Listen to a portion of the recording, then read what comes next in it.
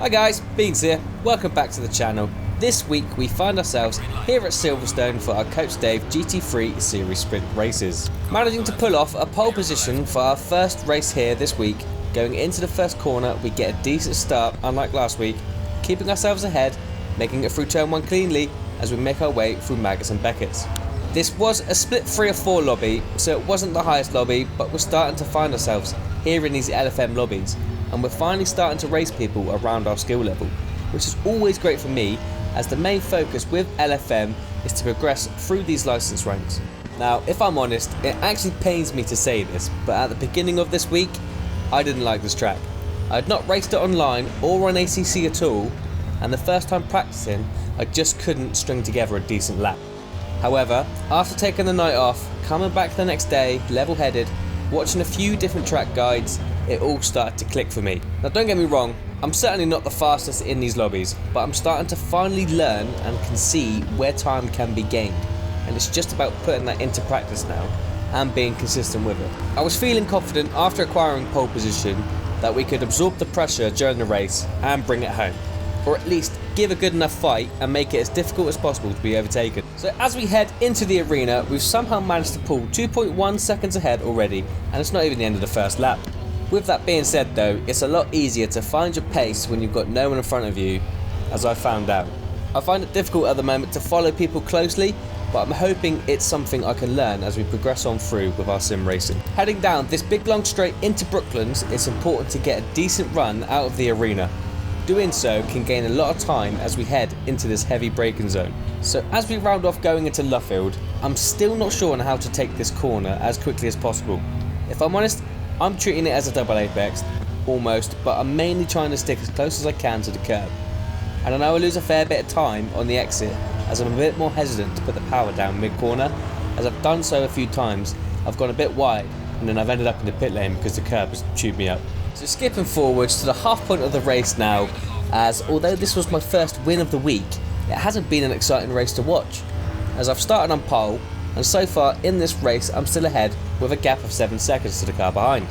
And so far, for you guys that watch the videos, it's not what I want to show you, me driving around the track uncontested, focusing on our consistency, etc. If you guys want to watch that, I'd love to do my practice runs, as I'm sure that's a bit more entertaining to watch. And as mentioned in the clip before, we're going to skip ahead now to the last section of this race.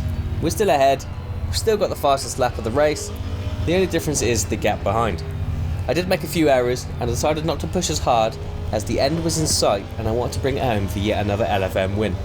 Which is exactly what we managed to do here, and by doing so we've managed to raise our ELO to above 1000. Now meaning eventually the more ELO we get, the more stronger our opponents will be, making it harder to get podiums in the future. So as we fast forward onto the next race here, we're on the hanger straight after making it through the first sector clean. We're in car number 24, but we managed to qualify and put ourselves on the front row. I know car numbers don't mean much, but it usually means on the LFM system it's where you should be sort of placing.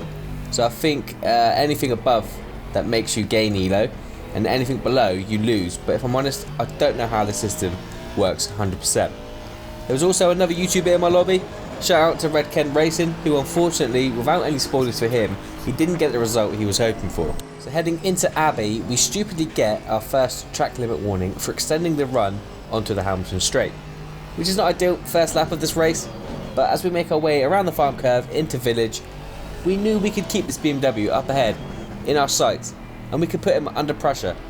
As we make our way through the loop around Aintree and onto the Wellington Straight, we are closing the gap as we get a much better run here, but that low sun is going to make it very difficult for us to spot our braking zone. So the BMW up ahead decides to go on the defensive, putting his car closer to the middle of the track, as we brake a little bit earlier than we normally would for Brooklands. That's just to allow us a bit of space between me and the BMW up ahead here, as we head around Luffield into Woodcote for the first time. I was feeling fairly confident in this race. I mean, I was certainly struggling again coming out of Luffield, if I'm honest, to put the power down, as the low sun made it just that little bit more difficult to see the outside curb.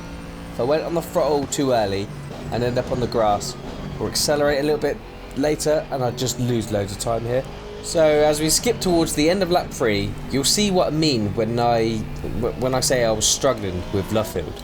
I end up on the grass a little, lucky not to lose it, but I lose time to the car ahead, all whilst the car behind was catching. To be fair to the car behind, he did put in a solid lap to close the gap this race, as he carries the momentum into Copse. I'm now focusing more on keeping the car behind, as the leader managed to make the gap about 1 second as we head through Maggots, into Beckett's, a fast section of sweeping corners, round the chapel curve, onto the hangar straight. I must admit, when you can link this section of the track, and it is taken as fast as I can go, it feels so nice managing to make it through without losing the back end, as I've done multiple times around here. I know there's more time to be gained everywhere around Silverstone for me, but we are knocking on the door of getting into the high 58s, but I need to spend just that little bit more time maybe checking out how the faster guys are doing it. And obviously we need to nail every corner. As you see, I went a little deep, missing the apex, allowing the BMW to have a look on the inside, but we managed to keep ahead just that little bit by trying not to extend Stowe as we head into the club chicane.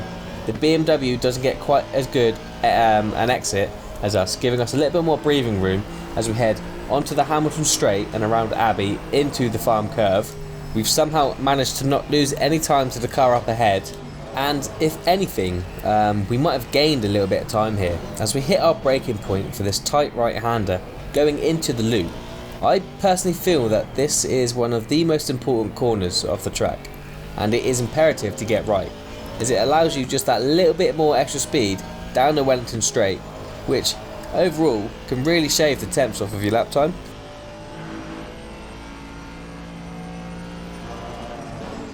As we head into Brooklands, we go just that little bit too deep, but we manage to get back towards the curb, setting us up for Luffield. Heading around this tight right-handed hairpin, the gap behind has opened up slightly, but having to lift off here to keep the car on the track, as I don't want to bin it, because P1 is literally a second up the road.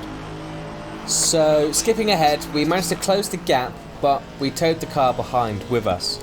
Heading into Village, I thought the car up ahead broke a little bit too early, narrowly avoiding his rear. He goes deep, allowing us to cut back onto the outside going into the loop. But by doing so, that allows the BMW up the inside, which is ideally not where we want anyone to be.